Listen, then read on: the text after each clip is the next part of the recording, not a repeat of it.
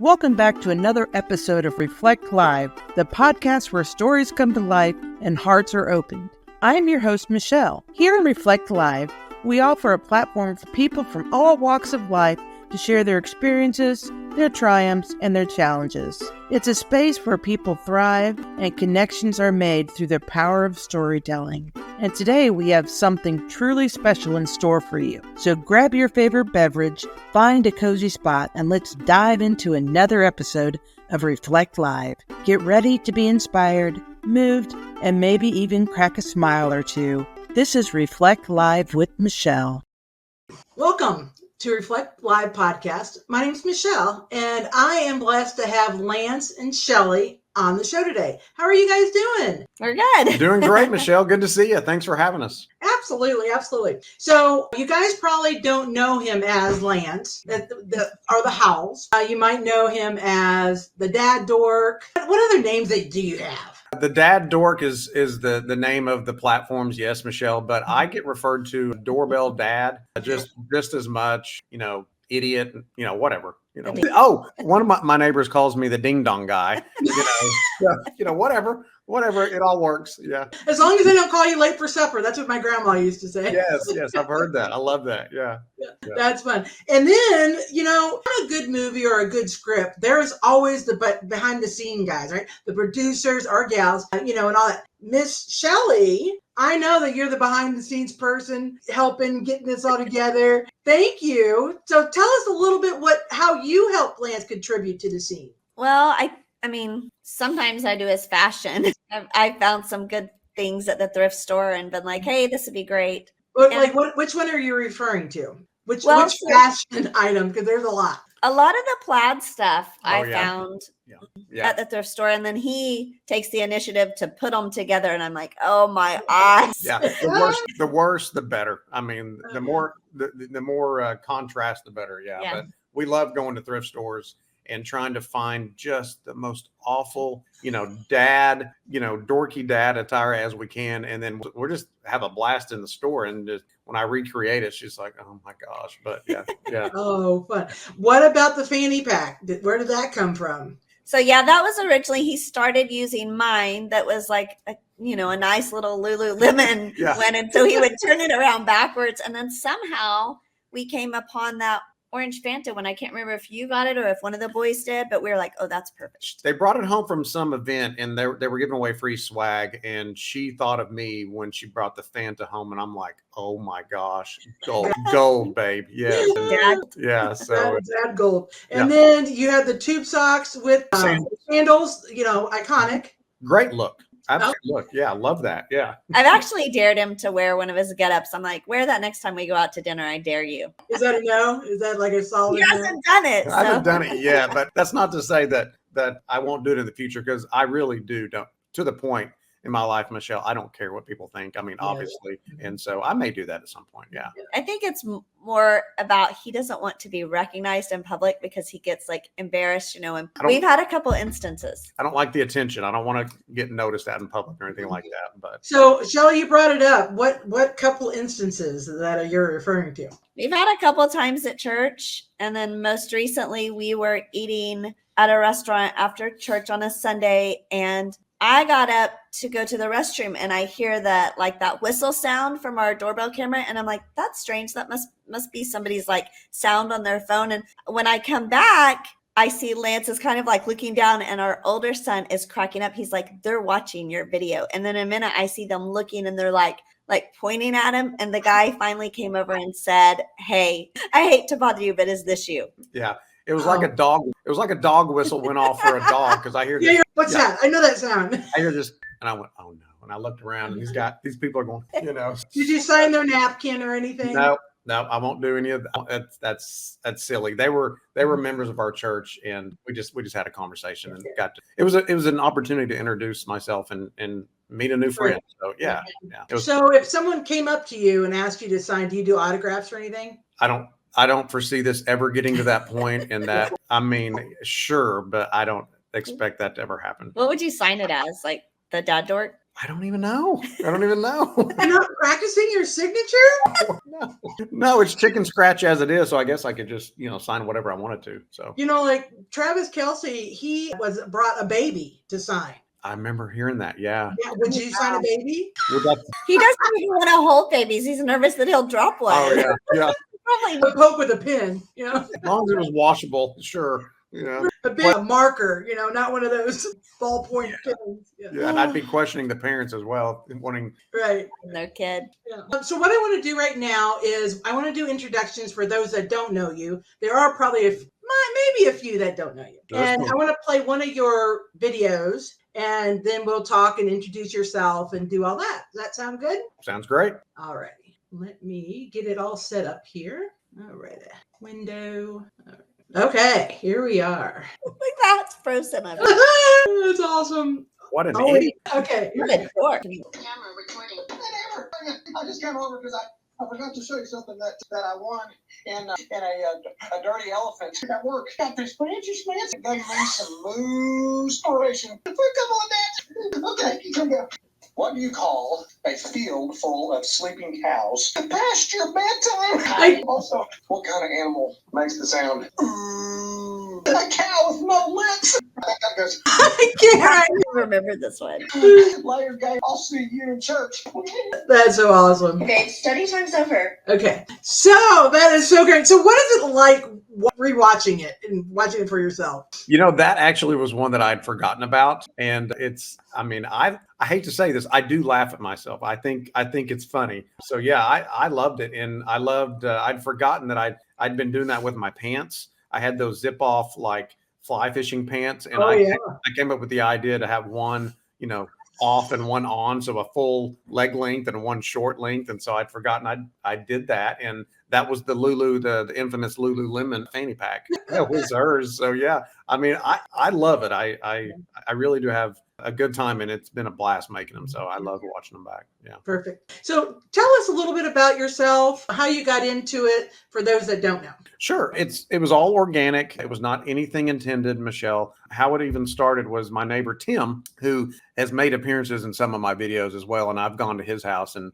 done videos. He installed like this massive amount of cameras around his house. Like he's one of those that has all the best toys in the neighborhood. Mm-hmm. And so we were messing around with his cameras, and I was walking up one night and I saw a camera right there in the front window. I'm like, opportunity. And so I just started dancing and picking my nose and, beatboxing. And so we went inside and we watched it back, and we were crying, laughing at how stupid I was. And so that was initially the inspiration. And then the next week, that company Vivint came by, the security camera company came by, and I'd always wanted cameras around the house, just mostly for security. Obviously just for security at that point, and definitely a doorbell cam. And so we got it installed, and it was like the first day it was installed, and I'm putting the hose up, typical dad, water the yard, put the hose up, and it goes camera recording. And I'm like, I have the same thing here. And so the initial one was just me going up and singing in it to show her and my two boys, because that was my goal at that point in life, just to make them laugh. And so it went from there. And then a couple of days later, I walked up and did a dad joke just for them. And I started posting them on my personal Instagram, because that's all I had at the time was Instagram. And the response was just like, more than I expected. And then I can't remember who suggested making your own account, because everybody else was tired that knew me was tired of seeing my stuff. So why don't you create your own account, and that way you can put all this silliness on there. And it went from there. I used to make fun of TikTok, but I got on TikTok, and that's where, for some reason, Michelle, it really took off. And I think the last thing you added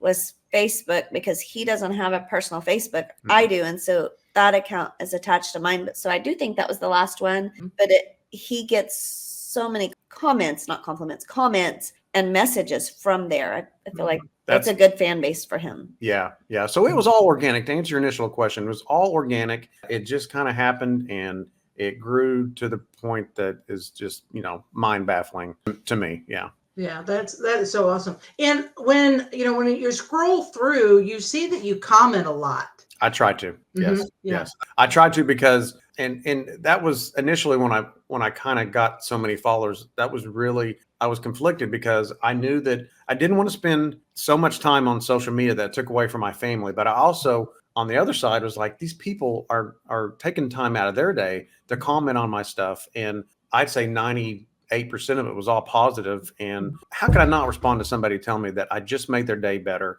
that they were sad or they were depressed, and I helped them? How can I not respond to that? So I try to respond as much as I can. Yeah. And Shelley, did you ever, like, when he's laying in bed making comments and thank you and all that stuff, were you like, will you put the phone down? Let's go to bed. Well, there have been times, a lot of times he'll do it like in the evening, maybe if we've sat down to watch TV, and I'm like, babe, like, you literally cannot answer 3,000 comments, because it does kind of weigh on him. And I understand what he's saying, but also I'm like, it's a lot of responsibility. Yeah, it is. But then he also feels the weight and the responsibility of some of the comments and some of the messages he gets are really, I mean, they're a lot. Like, I'm battling cancer and I'm going through my chemo treatment and I'm watching your videos and they gave me a smile. Things like that. It's a lot. Like, that's, I think, when Lance and I both really realized, like, this isn't really just about him being funny. It's something else. Yeah. Bigger. Sure. Yeah. Is there any post that you can really remember that hit you? I mean, there's a lot. There's a lot, but I would say, in a nutshell, the ones that hit me the most, and it's happened multiple times, is that I was on the verge of depression, and one in particular even said they were contemplating suicide. And that one just killed me. But the ones that are talking about depression or cancer or treatment, or I had one lady say, I was sitting in the ER, very, very nervous and about to have a panic attack. And I pulled up one of your videos while I was waiting on the doctor, and you helped me. And so, I mean, even before that, but this is so much, and I have no idea how long this will last, Michelle, but this is so much bigger than me. I'm just a vessel, just a link in the chain. And it took me a little while to figure that out. But that's why, even as idiotic as it is, I take it as a big responsibility. And so I don't have one in particular that I can name, but I used to save a screenshot and make sure that I went back and gave them the type of response that it warranted from a time standpoint. And so, and a lot of nice that you did that, because I mean, that makes them feel special. And, it seems like that you're doing a ministry at that point when you make it that important. Absolutely. It's a service. I've decided it is a service. And I mean, I'm not a pastor or a minister or anything like that, but, and I'm nobody special. And so the least I can do is let's give them a reply or a smiley face emoji and a fist bump or whatever. That way they know that I saw them. Well, and there are people that send him those messages that Lance prays for. Yeah. And I remember specifically one early on, and she's a woman that follows you and I both, and she had lost her daughter and has just really had a hard time. Understandably, the daughter was grown, but Yeah. And we've become like social media friends, and she'll comment on our stuff and so on and so forth. And so, yeah, I've gained actual friends from this silliness too, so.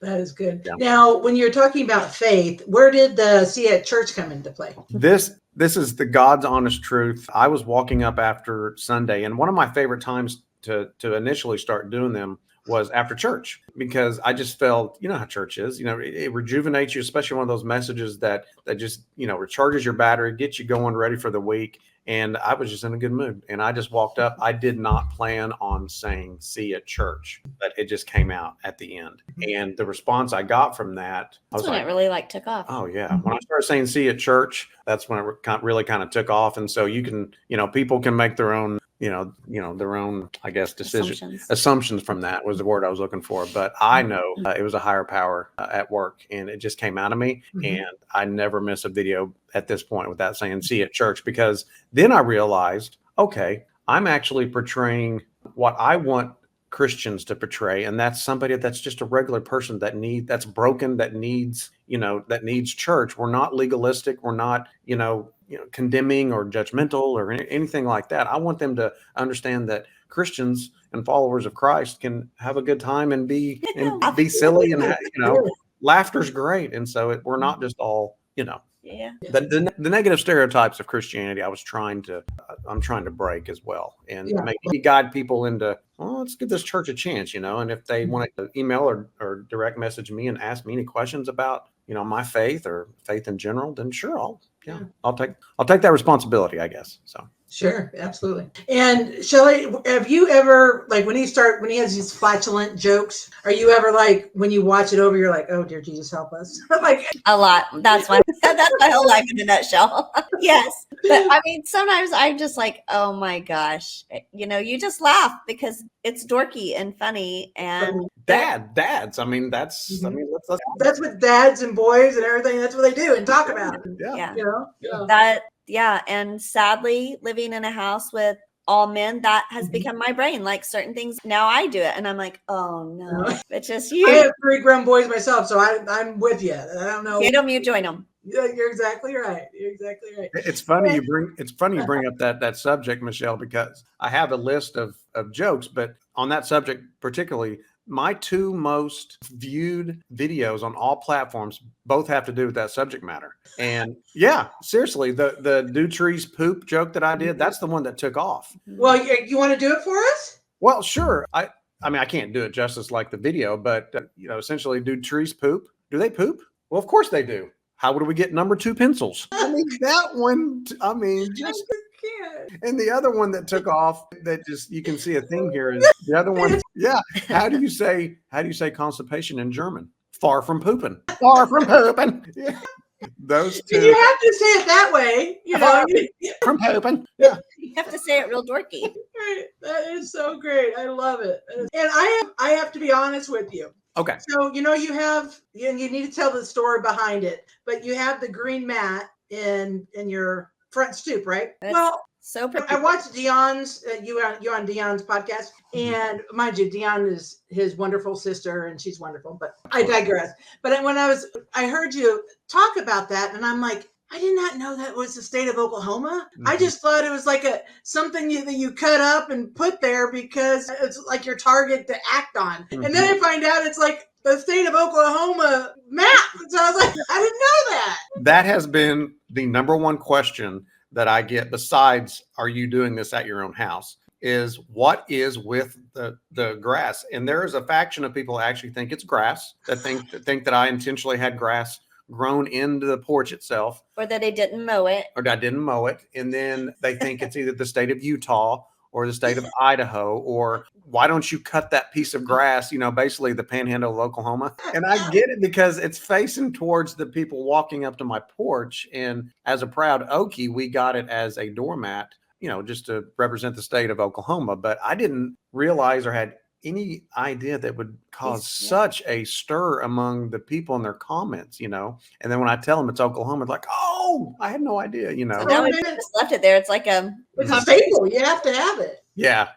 And I actually made a video specifically for that mat where I come up with my weed eater, and I act like I'm a neighbor. It's one of the initial ones. I act like I'm a neighbor that's helping you out because you seem to miss this spot of grass every time. So I'm helping you out, and I start pretending like I'm weeding it, and then I'm like, wait, is this one of those fancy schmancy pinky doormats? And so I'm essentially showing everybody it's a doormat, and then making a silly skit out of it. So. Oh, that's funny. Yeah, I did not. I mean, years I've been watching your stuff, and on Friday I just learned that it was the state of Oklahoma. I'm like, oh, well, that makes sense. Mm-hmm. Yeah, the light bulb came on. It was like, right. Yeah, it's confusing, and I get it, but yeah, it's been kind of fun to talk about. Yeah, you have to leave it there. Absolutely. Now, Miss Shelley, you have something going on as well. That's a ministry. Do you want to talk about it? So I used Lance's many talents to be a voice for a puppet, and we actually had somebody that Dion is friends with create this puppet. She's very talented. Her name's Michelle, and she makes puppets, and we customized exactly what we wanted made, and we came up with our friend Gus, and Gus helps us to read stories, to teach letters, colors, numbers, things like that. I've been a teacher for quite a few years, and one of the things that's near and dear to my heart is literacy, and the number of students that are not on grade level and reading nationwide for fourth graders, it's over 60% are not on benchmark. And for eighth graders, that number is closer to like 69% are not on grade level for reading. And so that's What do you just, think that is? I think a lot of it is they're missing that foundational piece for a while. It's interesting. You go to school to teach. School, I had certified in elementary and then several other areas, but I didn't have a class very specific to this is how students learn to read. Now, we did some reading things, but that's been a complaint. And so most recently, there has been a lot of research, like in the past 10 years, over how a brain learns to read. And so lots of teachers now are being trained in that, which that would make sense, right? Like you're trying to teach kids to read, it would be best to know how to do that. And so for a long time, the push was more of like a holistic view to reading, like let's read to them. And if they don't know a word, then let's say, well, what do you think that word could be? Well, there's lots of words it could be. You know what I mean? We want them to be able to fluently read and sound out words. So I think the aspect of teaching phonetically has not been the push in most recent years. That's how I learned to read. And a lot of times, if I don't know what a word is, I can at least sound it out and try to figure it out. And I think we're going back to more of that. And so I think that's part of it. COVID was also a big problem. Kids not being in school, getting direct instruction. And I think a lot of times my experience with parents is they want to help their kids for the most part. A lot of them don't know exactly how to teach them to read. And so one of the things we do when we read stories is we stop and we talk about vocab and comprehension. And I hope that that helps parents to see, oh, this is something I could do with my kid when I read to them. But we always say like, read to your kids every day. The more vocab they hear, the better readers they're going to be. And the students I teach are multilingual. So they're English language learners. And so I tell them to like keep speaking in your native language at home, because that also broadens their vocabulary and their knowledge of words and language in general. Neat. That's super great. What I want to do really quick is introduce Gus. I have a short video of just what you're speaking on. And I can go get Gus. Gus is available. Yes. He just woke up from his nap. You want me to Okay, go? okay, perfect. You switch over here. You switch over here. And then I'll get there. All right. Here is introduction. I'm good. Hey, friends. How are you? I can't. Today we came to talk about a color. Is that gray? Is gray. I noticed you brought something gray today too. Yeah, I brought my gray bag. It's my favorite. Yes, it looks like it's a happy place. That's an awesome bag. What else do you put in there? Well, I put sometimes candy and my pencils and crayons and just whatever. That's pretty awesome. Can you think of something else that's gray? I was thinking of an elephant. Oh, yeah. Elephants, like our friend Gerald's books. Yeah. He's gray. Well, I brought this tub that holds my books. Oh, yeah. That's great too, Miss Shelley. Yeah. Yeah, And then I noticed like today my sleeves are kind of a light gray. it is gray. Yeah. Well, the letter gray starts with the letter. I think we can spell it. Let's try. G-A-Y. G-A-Y. That is gray. Very good. Well, friends, we have talked about all the colors now, and we're so glad you joined us. Yeah. And we'll see you next time. Bye, kids. Bye. That's great. So I saw Gus peeking outside the window. Is he there? He's here. He just woke up from a nap, and let me go get him real quick. Okay. Tell him to be on his best behavior. Sometimes we have to, remind Gus not to say things about like poop. Hey, you can do the color brown or whatever. Hi, Gus. Are you ready? Hi, Miss Shelley. Hi, Michelle. How are you? I am good. How are you? I'm fantastic. It's Saturday. Just got up from a nap? Yeah, I took a little bit of a nap, had a snack, and I'm ready to go play outside. Yeah. What are some of your favorite books that you like to read?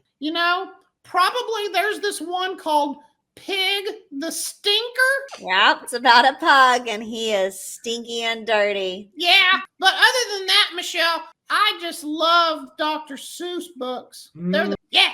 Yes. What about Chicka Chicka Boom Boom? We've done a whole great video to Chicka Chicka Boom Boom. That's probably number one, actually. Don't you think, Miss Shelley? Yeah, with the letters where our kids start to learn about letters. They love that one, don't they? Yeah, that's a great one. Yeah. Gus, where can people find your videos at, like Chicka Chicka Boom Boom? Well, probably at thebloomingbook.com. Yeah. Well, I think they're on YouTube, Gus. Yeah. Oh, yeah, YouTube. On YouTube too. Awesome. I'm just a kid, Michelle. Sometimes he's confused about the internet the way it works. Yeah. And I like is that glasses? Is that what they are? some styling glasses. Yeah, those are my spectacles. He I has like a bow it. tie because he always likes to be fancy. Ooh, got to be fancy. Yeah. Yeah, I have a pinky up bow tie because I like to be fancy. Have you ever met any of the like Miss Piggy or Grover or anything like that? No, but Grover's my hero. I bet you kind of look Yeah. like Grover. Yeah, he kind of looks like me, and he's super funny. I'll just watch Sesame Street and say, that Grover. That Grover, I tell you. Well, I appreciate you coming on. Yeah, real quick, I have a talent. Okay, ready? Oh, please show me. Okay, ready? Oh, please show me. I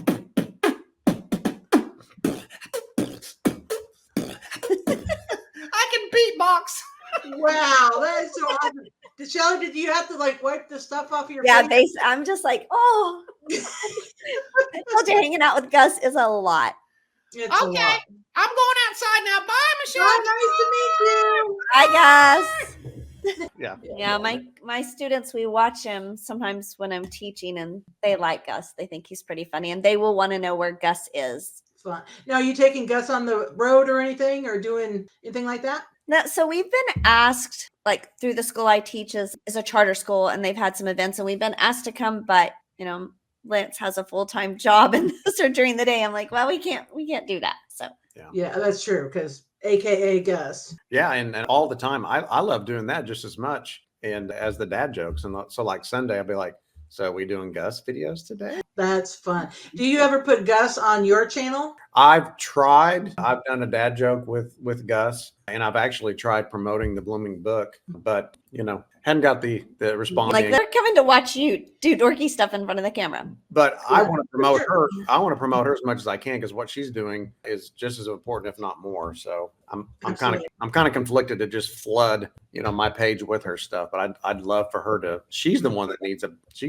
big following. Anyway. Yeah, and that's why I'm so glad that you came on, because I really, really wanted to promote your what you're doing and your initiative. And so I really appreciate. Yeah, everything thank you. you're doing. I appreciate Yeah. that. We just want to help kids read. So Yeah, and it's important. It's so important. What do you think, Shelley, about kids that don't talk until they're first grade, second grade, and they're like there's no developmentally challenged or anything like that? They just don't communicate well. like they don't communicate well, or they don't communicate at all. Like they might talk like baby talk, or maybe the mom can only understand and interpret what they're saying. Yeah. So when I've taught pre-K only, a lot of times we would look at doing some assessments for speech, because really, they should be developing and growing and hearing language at home. And so also as a parent, you don't want to baby talk to your child like as they're learning to speak, because then they may think that's the way the sounds are made. And so, I mean, of course we all do, oh, you little baby wavy, stuff like that. But Sure.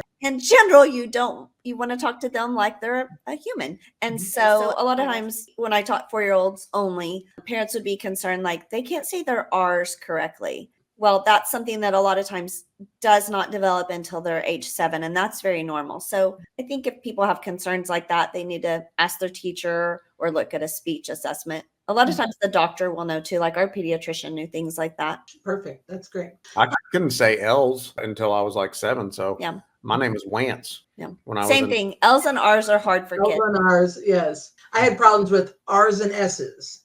Yeah.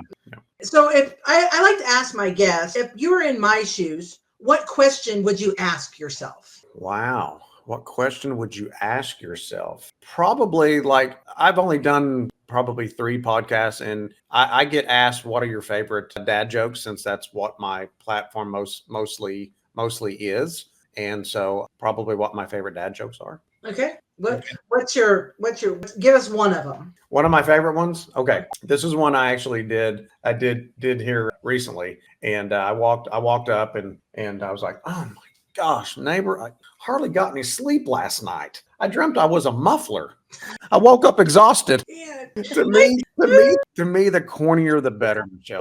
So yeah. Okay, so this is what I'm picturing, because I think I'm funny too, and my kids will tell you something different. So when I'm being goofy, and I think it's going to be hilarious, like I'm thinking of Shelly and my kids, and I say something, and then they look at me like crickets, does that ever happen to you? Like you're like all goofy, and then they're like, With the boys, absolutely. Yeah. With the boys, absolutely. Shelly's really good. She's my filter. And I'll come to her with jokes and which one's funnier out of these two? And she's really good about being positive. I mean, she's a very positive person, but she'll also tell me if like, yeah, not so much on the toilet humor or whatever, but the boys are the ones that are like, great dad. Yeah. I'm like, you don't think that's funny? He goes, my younger one, he's the best one. He's like, it's funny, but not funny in a way that I would tell it.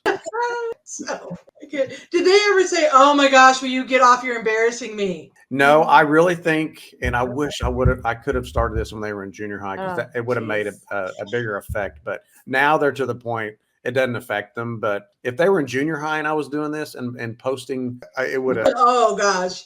mortified them, and I would have been so happy. Well, in fact, at first when you started doing it, our youngest twin had a couple of friends that came by and also did one. They thought it was fun. Yeah. Remember that? Yeah. But it hadn't had the negative effect on them as because our job as parents is to embarrass them. Absolutely. Yeah. Because they don't want to hang out with you anyway at that point. So why not make it fun? Yeah. And they always say, Mom. I mean, they don't sound like that, but that's my mom. Stop it. Will you just mine would have sounded like this. Dude, come on, dude. Gee. Dad, dude. It is so funny. And rumor has it that you do good impressions. Impressions of what, Jim Carrey? Oh, there's one character that he did that I lose it every single time. And I don't even know if it's a good impression. I don't try to do impressions, but that fire marshal, did you remember when he was in Living Color and did that fire marshal Bill character? And he had no skin and he would just, let me show you something. He's all burnt up and he goes, let me show you something.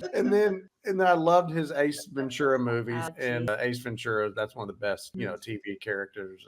And alrighty then, but he's on another level, So That's awesome. I love it. I love it. Well, we are out of time. So at the very end of the podcast, I always like my guests to leave with words of wisdom. So if you both could come up with words of wisdom for my listeners. I will start. Michelle, one thing that I wish that I knew when I was younger that I've adopted now, as I hit 50 is life is too short and it does not matter what people think of you. It just does not matter. In the whole scheme of things, I mean, it doesn't matter. So once I adopted that, not only in my personal life, but professional life, I mean, life is so much easier when you just don't care, if people, like you or what they think about you. So that would be my advice. Yeah, I think that's great advice. I think it's great advice. I'm in my 50s as well, and I think it's an age thing. It's just like yeah.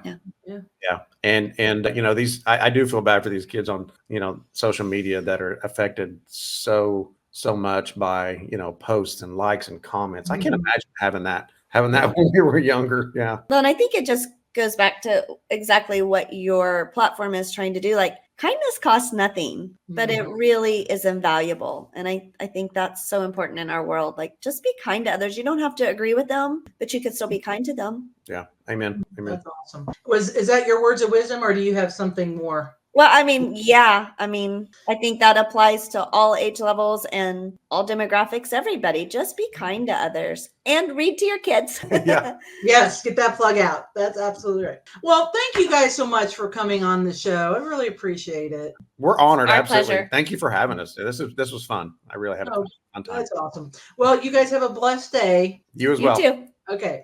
Michelle. Bye, Michelle.